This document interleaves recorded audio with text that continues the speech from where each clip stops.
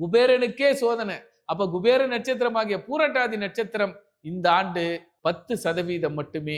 உயிர் மட்டும் இருக்குப்பா, மீதி எதுவும் இல்லப்பா, ஆனா மான மரியாதை காப்பாத்திட்டப்பா அப்படி என்ற ஒரு கஷ்டமான சூழ்நிலையில் இருக்கும். ஆக இவர்கள், மீண்டும் சொல்றேன், அஸ்வினி மகா பூரட்டாதி இந்த 3 நட்சத்திரக்காரர்கள் இருப்பதை கொண்டு சிறப்புடன் வாழுங்கள். எந்த விதமான புது முயற்சிகள் எதுவுமே செய்யாதீர்கள். எல்லாரிடையும் கரெக்டா நடந்துங்க. அதாவது பச்சாதாபம் சொல்லுவாங்க, நாளைக்கு பார்த்துக்கலாம், நாளைக்கு பார்த்துக்கலாம்.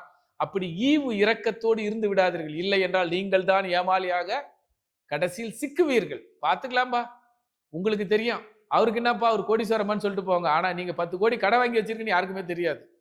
ஆக உங்களை இந்த 2026 வாங்க அரசியலுக்கு போலாம், வாங்க பிசினஸ் பண்ணலாம், அப்படி எந்த இன்வெஸ்ட்மெண்ட்டுக்கும் போயிடாதீங்க. ஒரே கண்டிஷன், ஒரே முடிவு, இந்த வருஷம் என்னை விட்டுருங்க.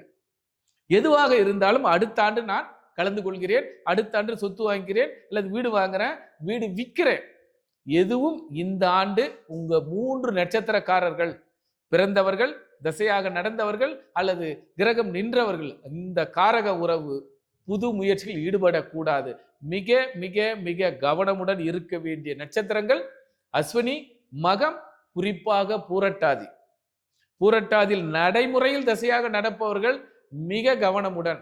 ஆசை அதிகமாக இருக்கு, 5 பைசா வட்டிக்கு ஆசைப்பட்டு அட்டிகை வாங்கி நம்மளுடைய எல்லா காசும் நஷ்டமாயிடும். ஆக நஷ்டத்திற்கு செல்லாதீர்கள், கவனமுடன் இருங்கள்.